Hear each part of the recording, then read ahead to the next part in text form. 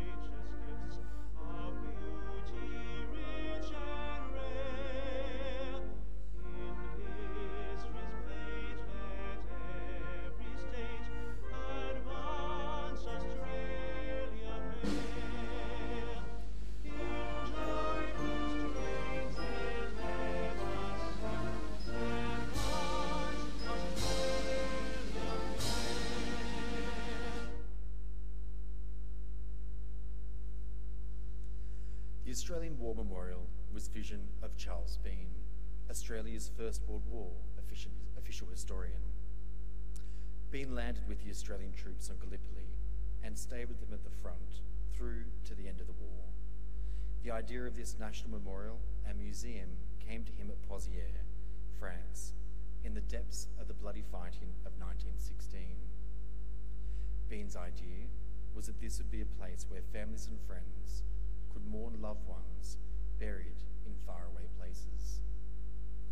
It would also be a place that could help all Australians understand what these men and women had endured and what they had done for us. Bean's vision, to which we remain true, is best expressed as inscribed in the entrance to the memorial's galleries. Here is their spirit, in the heart of the land they loved, and here we guard the record which they themselves made. Tonight we'll read the story behind just one of those on the Roll of Honour, which lists the names of more than 102,000 men and women who have given their lives for us in war and other operations for more than a century. But first we present a lament, Flowers of the Forest. Wreaths or floral tributes will now be laid at the base of the pool of reflection.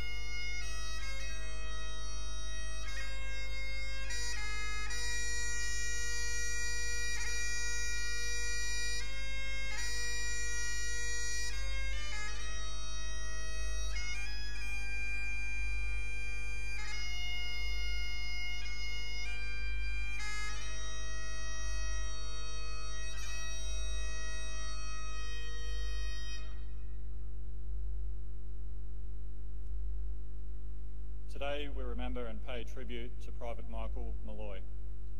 Michael Malloy was born around 1893 to Edward and Matilda Malloy in Broxburn, a town in West Lothian just west of Edinburgh, Scotland.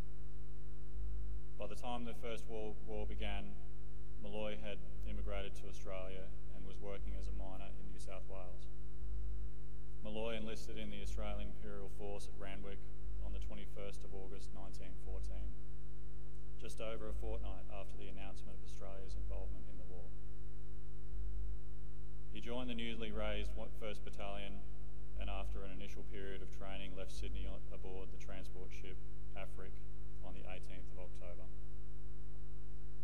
After disembarking in Egypt in December, Malloy and his comrades trained in the desert, helped hold the defences forward of the Suez Canal and took in the sights of Cairo during their leave times.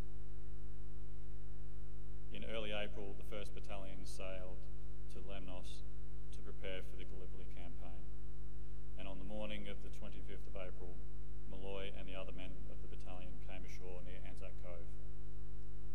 The fighting inland was confused, and companies were sent forward individually to threatened areas of the line. It was not until the 29th of April that the battalion was brought out of the line to take stock. In early May, the battalion was back in the line, working on improving and extending the defences. On the 19th of May, the Ottoman army launched a counterattack to drive the Australians back into the sea. The 1st Battalion took part in the defence of the Australian line and repulsed the Ottoman attack, but suffered heavy casualties. During the fighting on the 22nd of May, Private Malloy was wounded in the abdomen by a rifle round. He was evacuated to a ship for transfer to Egypt, but his wound proved mortal. He died the following day. He was aged 22. Michael Malloy was buried at sea. After the war, his name was added to the Lone Pine Memorial, which commemorates more than 4,900 Australian and New Zealand servicemen who died in the Anzac area. His name is also listed on the Roll of Honour to my right, among almost 62,000 Australians who died while serving in the First World War. His photograph is displayed today besides the pool of reflection. This is but one of the many stories of service and sacrifice told here at the Australian War Memorial. We now remember Private Michael Malloy, who gave his life for us, for our freedoms, and in the hope for a better world.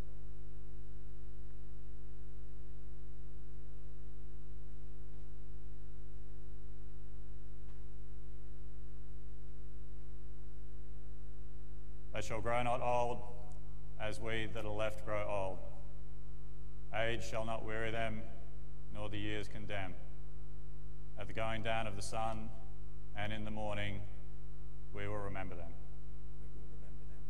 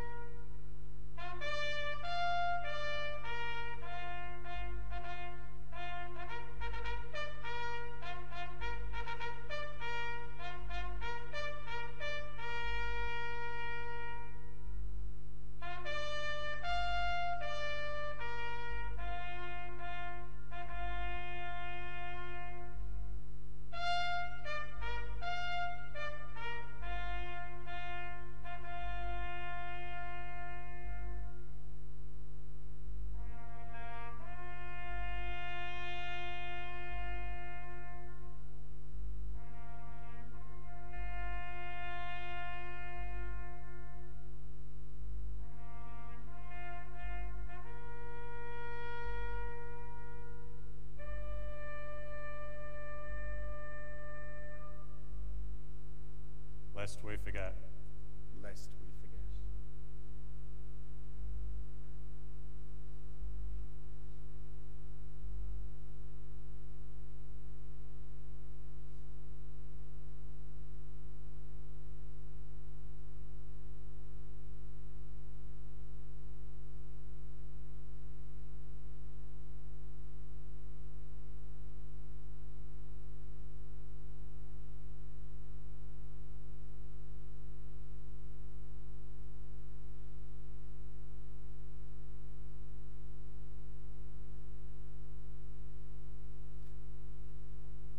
this evening with the words of the memorial's founder, Charles Bean.